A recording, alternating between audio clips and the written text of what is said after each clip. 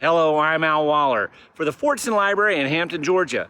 I'm a cartoonist, animator, and educator, and I'd like to present to you a little thing we're calling the wild, the weird, and the wonderful.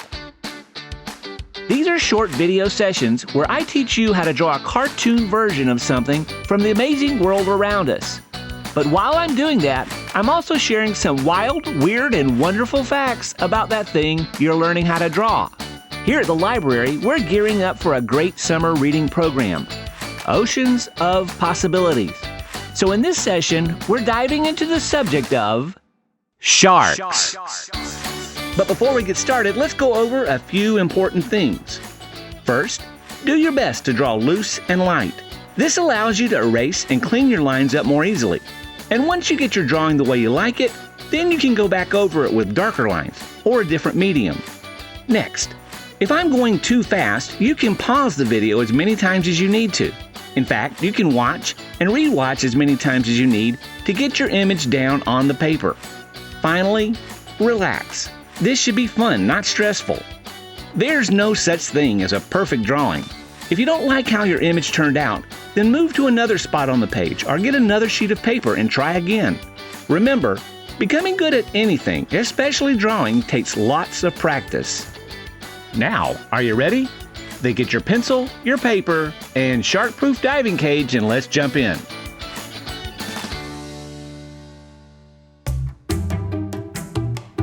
This is the version of the drawing we're aiming for. Notice, I said aiming for. Our goal is not to do a perfect copy, but to learn how to build a drawing by seeing the underlying shapes and using them to create an image. It's a cartoon version of a tiger shark. Okay, let's start. First, I'll draw the main shape.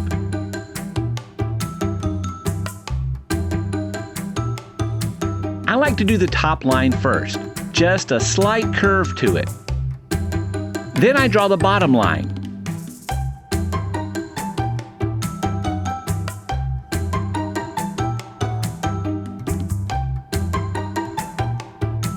More curves so it looks almost like a boat. Notice that the shape is not actually symmetrical.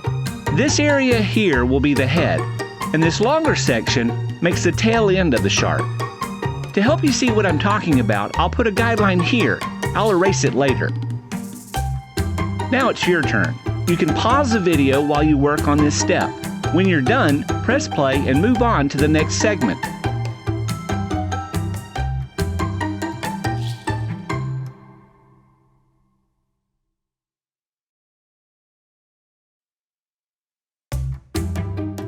Now I'll add the larger fins on my shark. Right about where I place my guideline, I'll draw the dorsal fin.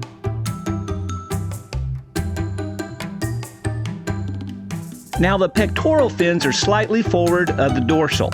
Also, there are two of these. Unlike the dorsal fin that grows out of the top of the body, a pectoral fin grows out of each side, like arms. So I'll draw the shape up into the main body shape. I'll add the other pectoral fin later. Now I'll erase the guideline and the line that crosses over the pectoral fin. Alright, it's your turn again. You can pause the video while you work on this step. When you're done, press play and move on to the next segment. Before I draw the next section, here's some very cool information about shark skin. Sharks have amazing skin, and not because they use expensive mud moisturizers and seaweed facial wraps. No, it's because of something called dermal denticles. Many fish are covered in scales, which gives them a patterned or even a rough look. But in most cases, sharks appear to have a smooth surface. But if you look very closely, they're actually covered in tiny tooth-like segments, dermal denticles. Dermal means skin, and denticle means tiny tooth. These denticles are patterned so that the water flows over them in a very efficient way. This means there's less drag, allowing them to swim faster and use less energy. On larger sea animals, things like barnacles can attach themselves, which means it has to work harder to cut through the water. But dermal denticles help keep barnacles and other organisms off of sharks. They also prevent bacteria and other microorganisms from attaching to the skin and making the shark sick.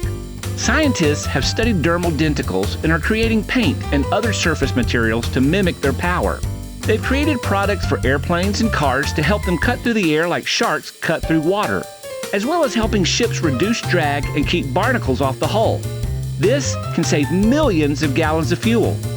Shark skin has also inspired technology to help hospitals. By imitating the pattern of denticles on their walls, hospitals are reducing the ability of deadly germs to stick, making for healthier rooms and saving lives.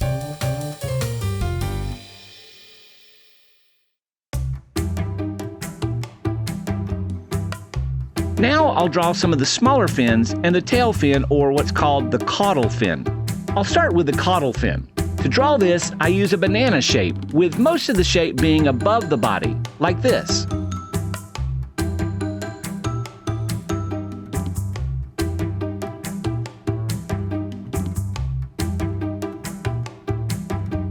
Next, I'll add a smaller dorsal fin. Like the bigger one, it attaches to the top of the body.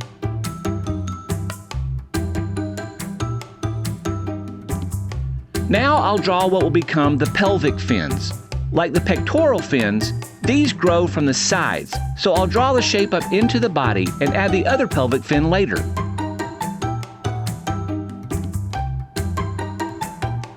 Next, I'll draw a single fin between the pelvic fins and the caudal fin. This is called the anal fin. Now, I'll erase the lines that cut through the pelvic fin and the tail fin.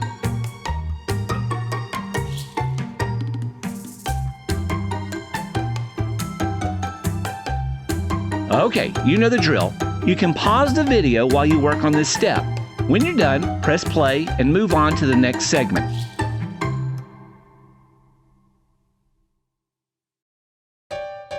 Before I draw the next section, here's something about the super sensing power of sharks. Many sharks have great eyesight, being up to 10 times more sensitive to light than human eyes. They also have an incredible sense of smell. Water is constantly flowing into their nostrils instead of in and out like ours, since they only need to use their gills to breathe. This means nostrils are used only for smell. Add to this that up to 2/3 of a shark's brain can be dedicated to smell, and you get an ability that is hundreds of times stronger than humans. But their most amazing sensory power is one humans don't even have. It's called electroreception. All animals create tiny electric charges or pulses every time a muscle contracts. This includes the pumping of the heart. Monitors use these charges to measure heartbeats. Well, sharks are able to detect these electric pulses with the help of tiny microorgans called the ampullae of Lorenzini. If you look closely at a shark's face, you'll see tiny black dots. This is where the ampullae are. Along with sight, smell, and hearing, these ampullae give the shark an extremely accurate location of their prey, even if it's hiding, such as a ray burying itself in the ocean floor. A few other creatures have electroreception, such as the platypus, bumblebees, and some amphibians. But sharks, well, they're the masters at it. It's also believed that the ampullae help to navigate using the Earth's magnetic field, giving some species of sharks the ability to travel hundreds of thousands of miles.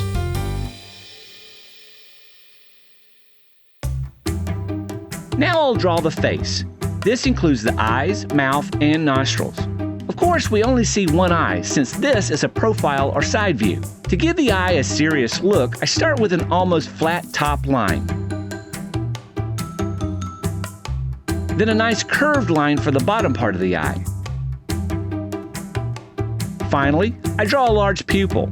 This will take up most of the eye shape. Also, with my cartoon eyes, I like to put in a small spot of white in the pupil. This mimics the curve and shine of the eye. The mouth is just a simple elongated triangle coming off the line of the body. To create a sense of the sharp teeth, I like to draw a zigzag line. Now the nostril, a small oval will do. I'll also go ahead and add a guideline for the color change in the shark. I start under the nostril and curve down to the edge of the pectoral fin.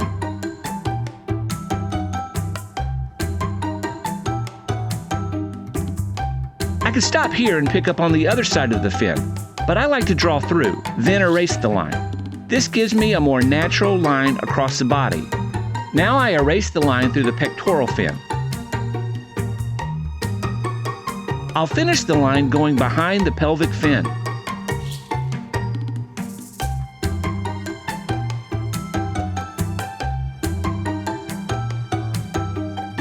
Your turn again. Pause the video, draw, then move on to the next part.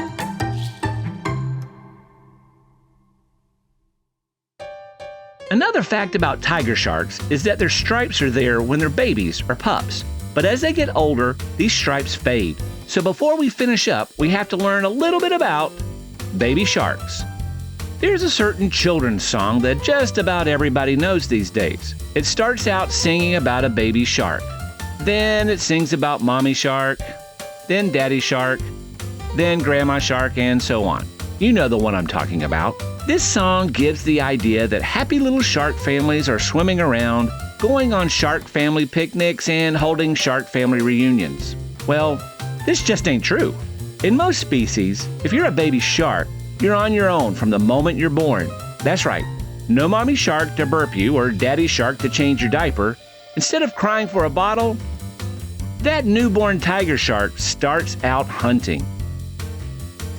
No wonder sharks are expert predators.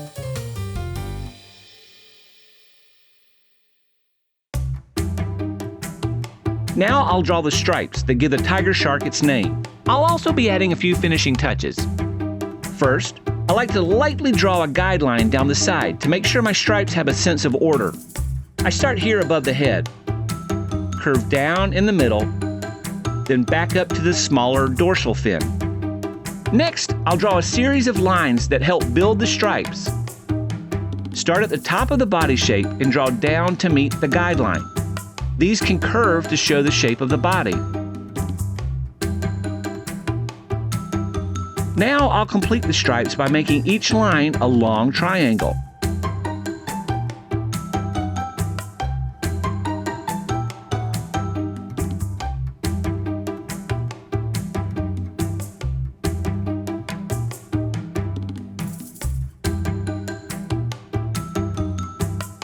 Finally, I erase the guideline.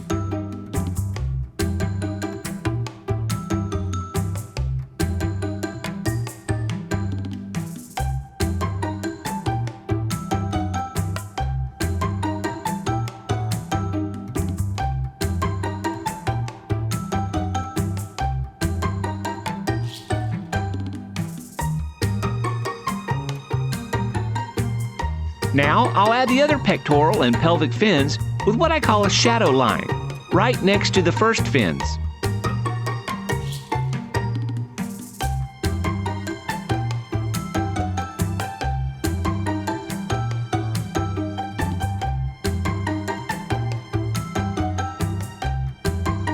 Now it's your turn.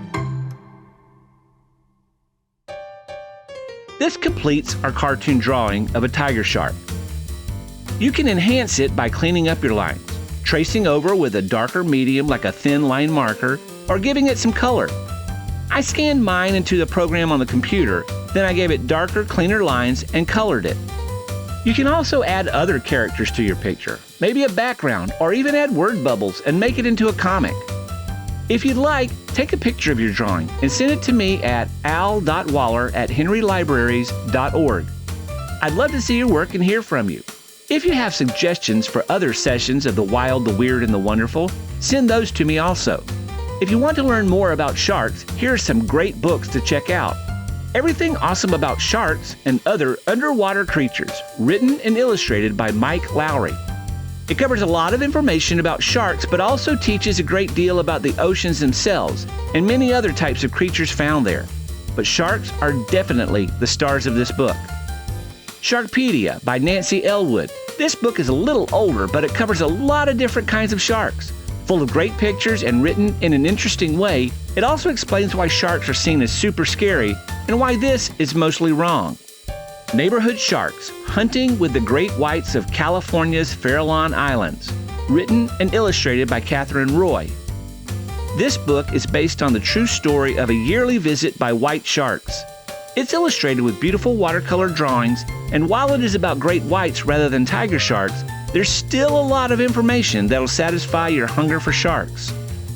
Of course, there are many other great resources on sharks here in the library, in digital format through Hoopla and Libby, and online. Just ask for the children's specialist or the young adult specialist or any of the librarians for help.